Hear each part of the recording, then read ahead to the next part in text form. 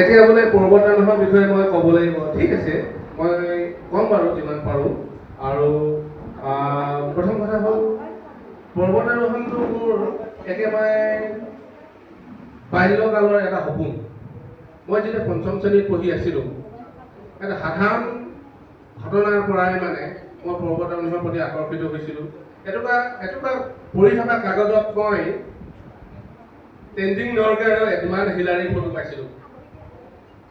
আৰু সেই কাগজখনৰ পিছৰ পৰাই পঢ়ি চোৱাৰ পিছতেই মই মানে সপোন দেখিবলৈ ধৰিছিলোঁ।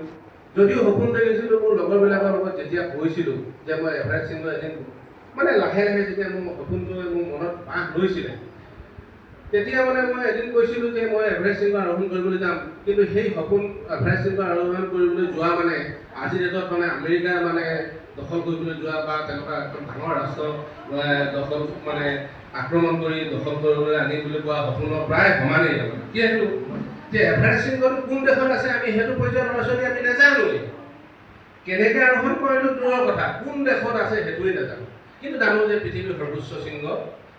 মই সময়ৰ লগে লগে ডাঙৰ হৈ আহিলোঁ, কিন্তু সেই সপোনটো যিমানেই ডাঙৰ হৈ আহিলোঁ মোৰ মনত সিমানেই দীঘলভাৱে মই ইয়াত বাস ল'লে। আৰু প্ৰথমবাৰ মই 1990 চনত মই নেপাললৈ গৈছিলোঁ যে এভাৰেষ্ট শৃংগ আৰোহণ কৰিবলৈ কেনেকৈ ধৰণে যোগাযোগ কৰে বা কি বস্তুৰ প্ৰয়োজন হয়। 90 চনত মই নেপাললৈ যে গৈছিলোঁ, তেতিয়া মই হিন্দীও নাজানো, ইংৰাজী নাজানো, মানে নেপালী নাজানো। তথাপিও মই গৈছিলোঁ। গৈ পিনি তাত মই এভাৰেষ্ট শৃংগ আৰোহণৰ সকলোবিলাক তথ্য পাতি মই আহৰণ কৰিছিলোঁ। কিন্তু হ'লেও মই অলপ মনত দুখ পাই আহিছিলোঁ, যিহেতু 90 চনত এভাৰেষ্ট শৃংগ আৰোহণ কৰিবলৈ 2 লাখ টকাৰ প্ৰয়োজন হৈছিলে। আৰু এই পইচাটোৰ কথা কওঁতে মই আপোনালোকক এটা কথা কৈছোঁ, এভাৰেষ্ট শৃংগ আৰোহণ কৰিবলৈ আপুনি যি দেশৰ পৰাই নাযাওক, যি সন্থাৰ পৰাই নাযাওক, তাত প্ৰাইভেট এজেঞ্চি আপুনি ল'বই লাগিব।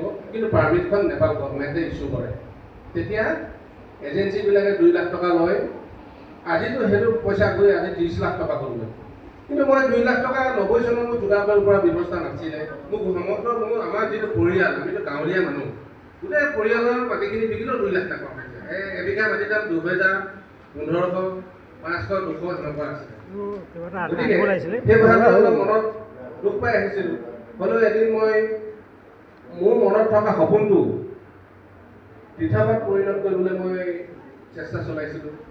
মই এসময়ত আহি মৰাণ কলেজৰ মই ডিগ্ৰী ল'লোঁ। তাৰপিছত মই বাহিৰত পঢ়িবলৈ গৈছিলোঁ। কিন্তু লগত মই সদায় লৈ ফুৰিছিলোঁ এটা সপোন, যিটো মোৰ সপোন এভাৰেষ্ট শৃংগ আৰোহণ কৰা সপোনটো মই লগত লৈ ফুৰিছিলোঁ। তাৰপিছত 2014 চনত শেষবাৰৰ বাবে মই এভাৰেষ্ট শৃংগ আৰোহণ কৰিবলৈ থিৰাং কৰিছিলোঁ। আৰু নেপাললৈ গৈ মই ছেভেন ছামিট ট্ৰেক নামৰ এটা এজেঞ্চি ধৰিছিলোঁ। তেওঁলোকক যাৱতীয় যি টকা দিব লাগিছিলে, তেতিয়াও 18 লাখ টকাই দিব লাগিছিলে। দি মেলি মই 14 চনত প্ৰথমবাৰ এটা আন্তঃৰাষ্ট্ৰীয় দলৰ লগত মই এভাৰেষ্ট শৃংগ আৰোহণ কৰিবলৈ গৈছিলোঁ। কিন্তু মোৰে দুৰ্ভাগ্য, 2014 চনৰ 25 এপ্ৰিলৰ দিনা মানে খুম্বু আইচফল বুলি এনেকুৱা ঠাই আছে এভাৰেষ্টৰ তলত, মানে বেছ কেম্পৰ ওপৰত। তাত মানে এভাৰেঞ্চ হৈছিলে। এভাৰেঞ্চ মানে হ'ল বৰফৰ ধুমুহা। বৰফৰ ধুমুহাই 25জন চেৰপা মাৰিছিলে। চেৰপা মানে হ'ল চেৰপা গাইড, মানে আমি পৰ্বতাৰোহীসকলক যিয়ে গাইড কৰে, তেনেকুৱা 28জন চেৰপা মৰাৰ কাৰণেই সেই বছৰ অভিযানবিলাক বাতিল কৰি দিছিলে নেপাল গভৰ্ণমেণ্টে। তাৰপিছত আমি ঘূৰি আহিবলগীয়া হৈছিলে। ডাঙৰ কথা নাছিলে, কিন্তু ইমান এটা ওজন সংখ্যক টকা হেৰুৱাৰ পিছত অলপ মনটো বেয়াও লাগিছিলে, যিহেতুকে এভাৰেষ্ট বা যিকোনো শৃংগ আৰোহণ কৰিবলৈ গ'লে যিটো এজেঞ্চিক পইচা দিব লাগে সেইটো নন ৰিফাণ্ডেবল। যিহেতুকে সেই ঘটনাটো ঘটিব বুলি এজেঞ্চিটো নাজানে যে মাহ ধৰি এজন পৰ্বতাৰোহী তাত ৰাখি খুৱাই থয়। গতিকে বহুত ধৰণৰ খৰচা আছে। গতিকে পইচাটো হেৰুৱাই পিনে অলপ মনত দুখ লাগিছিলে। তাৰপিছত ঘৰলৈ ঘূৰি আহিছিলোঁ। দ্বিতীয়বাৰ 2015 চনত আকৌ গ'লোঁ। সেই পইচাৰ পৰিমাণ যেতিয়া 28 লাখ টকা হ'লগৈ। 15 চনত দ্বিতীয়বাৰৰ কাৰণে গৈছিলোঁ। আৰু যাবলৈ একেবাৰে মানে প্ৰায় 35 দিন তেতিয়া এভাৰেষ্টৰ বেছ কেম্পতে, য'ত 14 চনত আছিলোঁ য'ৰ পৰা উভতি আহিছিলোঁ তাতে 35 দিনমান আছোঁ তেতিয়ালৈকে, মানে চূড়ান্ত মানে পৰ্যায়লৈ যাবলৈ হৈছে আৰু। তেনেকৈ 25 এপ্ৰিল তাৰিখে 2015 চনত এটা ভয়ংকৰ ভূমিকম্প হৈছিলে নেপালত, আপোনালোকে জানে, প্ৰায় 10 লাখমান মানুহ হৈছিলে তাত। আৰু সেইটো আমি একদম মানে তাত থাকোঁতেই দেখিছিলোঁ যে কেনেকৈ ভূমিকম্পত মানে এটা বৃহৎ বৰফৰ এটা বিৰাট ডাঙৰ মানে এৰিয়া কৰি আহিছিলে। আমি যেতিয়া বেছ কেম্পতে আছিলোঁ আৰু সেইবাৰো আমি উভতি আহিছিলোঁ। এতিয়া দ্বিতীয়বাৰ উভতি অহাৰ পিছত তৃতীয়বাৰ যে যাব পাৰিম, পইচা যোগাৰ কৰিব যে পাৰিম, একদম অনিশ্চয়তা দেখা দিছিলে।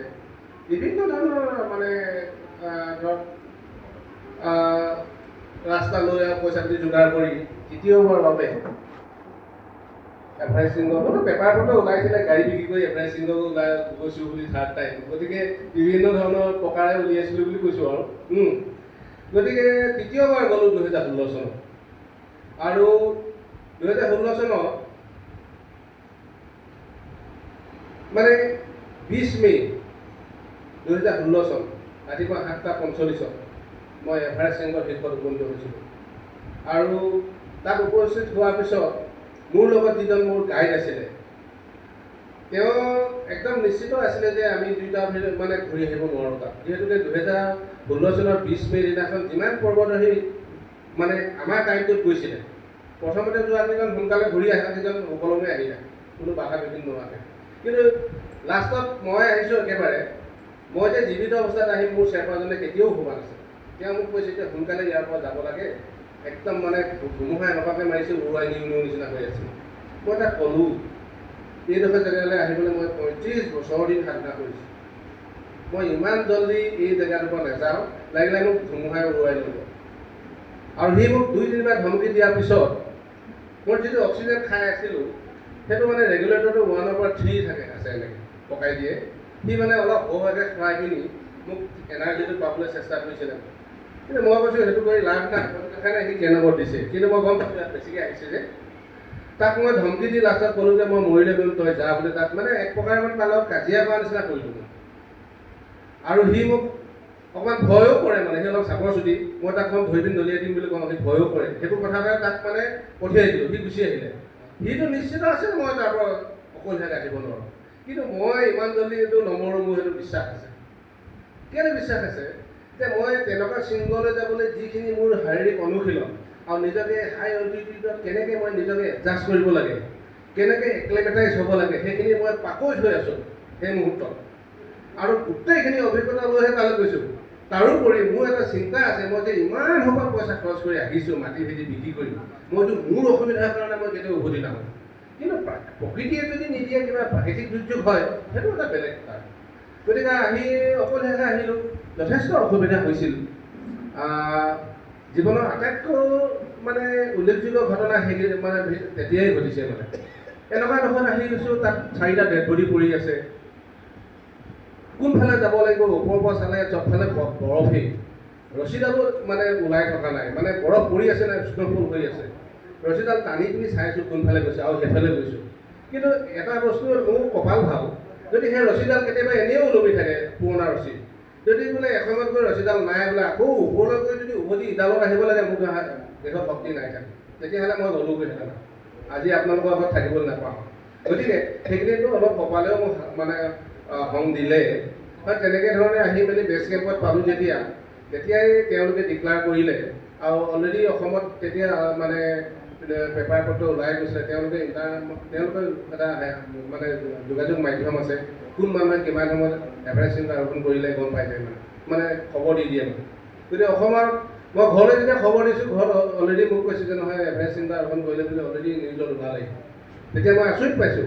কিন্তু তেতিয়া তাৰপিছতহে জানো যে এভাৰেষ্ট শৃংগৰ ওপৰত টোটাল এণ্টেনা আছে, ইণ্টাৰনেট ফিটিং আছে। তাত কোন মানুহ কিমান সময়ত আহিছে, মোৰ ফটোখন অফিচত দেখাব কোনো প্ৰয়োজনেই নাই, তেওঁলোকে আগতীয়াকৈ ফটো আছে, এতিয়া চাৰ্টিফিকেট ল'বলৈ যাওঁ। গতিকে তাৰপিছতে মই নিজেই ডিক্লেয়াৰ কৰিলোঁ যে মই এভাৰেষ্ট শৃংগ আৰোহণ কৰিলোঁ। ভাবিলোঁ যেতিয়া বেছ কেম্প নোপোৱালৈকে মানে কোনো এজন পৰ্বতাৰোহীয়ে শৃংগটো আৰোহণ কৰিলে বুলি নকয়। মানে আপুনি এভাৰেষ্ট শৃংগত আপুনি ঘণ্টা থাকক, যদি জীৱিত অৱস্থাত বেছ কেম্পলৈ উভতি আহিব নোৱাৰে, তেতিয়াহ'লে আপোনাক স্বীকৃতি নিদিয়ে নেপাল গভৰ্ণমেণ্টে। সেইটো নিয়মেই, মানে প্ৰতিটো শৃংগই এখন নেপাল গভৰ্ণমেণ্ট বুলিয়ে নহয়। তেনেকৈ ধৰণে 2016 চনত মই এভাৰেষ্ট শৃংগ আৰোহণ কৰিলোঁ। আৰু সেই শৃংগ আৰোহণ কৰাৰ ক্ষেত্ৰত মোৰ যিখিনি যিহেতুকে পৰ্বতত এটা শৃংগ আৰোহণ কৰা আৰু এটা সমতলত আপুনি বহুত এটা ডাঙৰ কাম কৰাৰ মাজত মানে শাৰীৰিক যিটো মানে অৱস্থা সেইটো বহুত ডিফাৰেঞ্চ আছে। গতিকে পৰ্বতৰ কাৰণে নিশ্চিতভাৱেতো সেই অনুসাৰে অনুশীলন কৰিবই লাগিব। গতিকে মোৰ অনুশীলনবিলাকো বেলেগ ধৰণৰ আছিলে। মই একেলেঠে 4 দিনলৈকে খোজ কাঢ়োঁ মানে তেতিয়া, আৰু এতিয়াও মই পৰ্বতাৰোহণটো মোৰ শেষ হোৱা নাই, মোৰ জাৰ্ণিটো এতিয়াও চলি আছে। গতিকে মই অনুশীলনতে আছোঁ এতিয়াও। গতিকে মই ক'ৰবাত মিটিঙে পাতেনে এনেকৈ ডাঙৰ সমন্বয় ল'ব মই নিবিচাৰোঁ মানে। কেলৈ মেট্ৰিক পৰীক্ষাটো মই দিমহে, চূড়ান্ত পৰীক্ষা পোৱাহিয়ে নাই। ক্লাছত বেছি নম্বৰ পালে গামোচা লোৱাটো নিচিনাই মই ভাবোঁ মানে। গতিকে বৰ বেছি সম্বৰ্ধনাই মোক আমনি কৰিব বুলিও মই ভাবি কিছুমানৰ পৰা এৰাই চলোঁ। যি কি নহওক, তেনেকৈ ধৰণে 16 চনত মই এভাৰেষ্ট শৃংগ আৰোহণ কৰিলোঁ।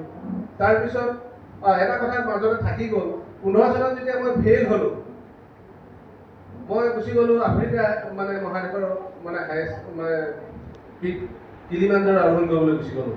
আৰু সেইটো চিন মোৰ ইয়াতে আছে, 15 চন। সেইটো আৰোহণ কৰিবলৈ গুচি গ'লোঁ। মই যদিও প্ৰথম অসমীয়া কিলিমাঞ্জাৰো আৰোহণ কৰা, কিন্তু কিলিমাঞ্জাৰো আৰোহণ কৰা এটা মানে মুখ্য কাৰণ আছে কি, পৰ্বতাৰোহীসকলৰ মাজত এটা নাম আছে যে কিলিমাঞ্জাৰো নামটো হ'ল এনেই আফ্ৰিকান ভাষাত উহুৰু পিক বুলি কয়। উহুৰু মানে হ'ল ফ্ৰীডম। যদি পৰ্বতাৰোহণত যদি কোনো এজন মানুহে বাৰম্বাৰ বিফল হয়, কিবা যদি ধৰক মানে কিবা বস্তুৱে যদি ধৰক তেওঁক মানে কপালখন দিয়া নাই, তেওঁক মুক্ত কৰি দিয়ে মানে। গতিকে কিলিমাঞ্জাৰোটো আৰোহণ কৰাৰ পিছত চব মুক্ত হৈ যায় মানে ৰাস্তা। সেই ফ্ৰীডমটো ল'বলৈ মই কিলিমাঞ্জাৰো গুচি গ'লোঁ। তাৰপিছত সেই 16 চনত মই এভাৰেষ্ট ক্লাইম্ব কৰিলোঁ। তেতিয়া মানে কি হ'ল, মই 7 ছামিট কৰা এটা পৰিকল্পনা কৰি ল'লোঁ। 7 ছামিট মানে হ'ল 7 হাইষ্ট পিক 7 কণ্টিনেণ্ট। আপোনালোকে জানে 7খন কণ্টিনেণ্ট আছে পৃথিৱীখনত, 7টা সৰ্বোচ্চ শৃংগ আছে, তাক 7 ছামিট বুলি কয়। আমাৰ নৰ্থ ইষ্টৰ পৰা এতিয়ালৈকে এতিয়া আমেৰিকা, অসমৰ মানুহ এজনে আমেৰিকাত থাকে, তেওঁ আৰোহণ কৰিছে হিদায়ত আলী, কিন্তু অসমৰ মানুহে আজিলৈকে কৰা নাই। আৰু তাৰপিছত মই 2021 চনত ইউৰোপৰ সৰ্বোচ্চ শৃংগ মাউণ্ট এভাৰেষ্ট ক্লাইম্ব কৰিলোঁ। 2022 চনত চাউথ আমেৰিকা আৰ্জেণ্টিনাত থকা একাংকাকুৱা আৰোহণ কৰিলোঁ। তাৰপিছত 2024 চনত ওচেনিয়াৰ যিটো আমাৰ এতিয়া ওচেনিয়া মহাদেশৰ সৰ্বোচ্চ শৃংগ যিটো কাছৰিঞ্জ পিৰামিড, এইটো পপুৱা নিউ গিনিত আছে, সেইটো ক্লাইম্ব কৰিলোঁ।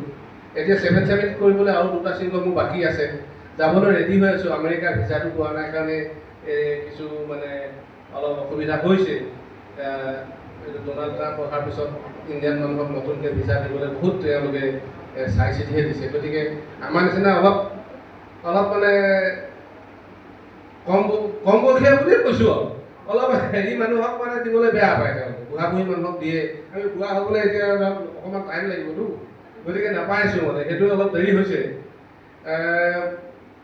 সেইটোৱে কথা। আৰু চব এভাৰেষ্ট শৃংগ আৰোহণ কৰিছোঁ মই 46 ডেইজত, 46 দিনৰ মূৰত মই এভাৰেষ্ট শৃংগত উঠিছোঁ। গতিকে যদিও দুআষাৰ ক'বলৈ গ'লে মই 46 দিনৰ কথা, কিন্তু এইটো ইমান কম সময়ত পোৱাটো সম্ভৱ নহয়। গতিকে আপোনালোকক যিহেতু মই কৈছোঁ আৰু ইমান ডাঙৰ এটা অনুষ্ঠান আৰম্ভণি হৈছেহে, মোৰ কথাই খাই যদি গোটেই সময়খিনি লৈ লওঁ সেইটো সম্ভৱ নহ'ব। গতিকে আপোনালোকক খালি মই এটা কথাই কৈছোঁ যে মাউণ্টেইনিয়াৰিংটো এনেকুৱা এটা খেল নহয় তাত কোনো দৰ্শক নাই, দৰ্শকে চাব নোৱাৰে।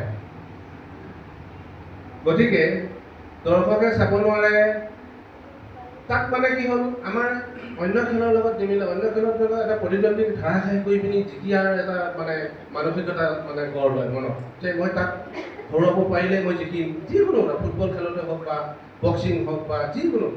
তাত সেইটো নহয়, লগত এজন লৈ যোৱা যিটো মানে আমাৰ যিটো লগত লৈ যাব লাগিব মানে, সেই প্ৰৱণতাটো মনলৈ আহে। অকলশৰীয়াকৈ আপুনি যাব নোৱাৰে, ফটোখন মাৰিবলৈও মানুহ এটা লাগিব, আৰু ফটোখন আপোনাৰ এভিডেঞ্চ হিচাপে লাগিব। গতিকে পৰ্বতাৰোহণটো কৰিবলৈ হ'লে আপুনি এটা গ্ৰুপ ফিলিংছ আহিবই। অকলশৰীয়াকৈ কোৱা মানে একদম ব্যক্তিকেন্দ্ৰিক বা নিজৰ অকল চিন্তা কৰা খেল নহয় মানে এইটো। গতিকে আমাৰ সমাজত মানে কি হ'ল, আমাৰ যিটো ইমানেই আমি যন্ত্ৰৰ দৰে আমি কাম কৰিবলৈ ধৰিছোঁ, আমি অকল নিজৰ কথা চিন্তা কৰোঁতে সমূহীয়াভাৱে চিন্তা কৰা আমাৰ প্ৰৱণতাবোৰ নাইকিয়া হৈছে যেন মোক কেতিয়াবা অনুভৱ হয়। যিহেতু আমি হৈ থাকোঁতে যিমান ফুটবল খেল বা অন্য খেল অনুষ্ঠিত হৈছিল আজিকালি নহয়। গতিকে যদিও হয় নিৰ্দিষ্ট এটা লবিত হয়, গতিকে সেইবিলাক মানে এই বস্তুটো এটা মানে এটা সামূহিক চিন্তাধাৰা এটা অলপ মানে কম হৈছে মানে বুলি ভাবোঁ মানুহৰ মাজত। গতিকে এইটো আমাৰ কাৰণে বৰ ভাল চাইন নহয়। গতিকে এই তেনেকুৱা ধৰণৰ অনুষ্ঠান ৰাতি সাংস্কৃতিক আৰু সাহিত্যৰ যিটো আপোনালোকৰ গোষ্ঠী আজি 228টা সংখ্যক আপোনালোকে চলাই আহিছে, ইয়াৰ যোগেদি যে আমাৰ যিটো সমন্বয় গঢ় লৈছে সেইটো আমাৰ সমাজক এটা ইতিবাচক প্ৰভাৱ কৰিব, সেইটো নিশ্চিত হ'ব। আৰু গতিকে মই এটা কথাই লাষ্টত কওঁ আৰু যে আপোনালোকৰ জোনাকী মেলৰ যোগেদি আপোনালোকৰ যি প্ৰয়াস চলিছে, সাহিত্য সংস্কৃতি উত্তৰণৰ যি আপোনালোকৰ যি বিপ্লৱ আপোনালোকে কৰি আছে, সেইটোত আপোনালোকে সফল হওক।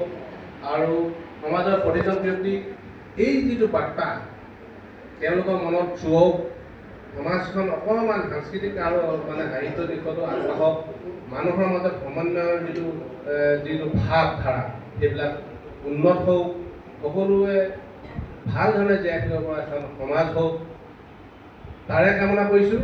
শেষত এই জোনাকী মেল মৰাণৰ যিটো জোনাকী মেল, এই জোনাকী মেলৰ উত্তৰ কামনা কৰি মই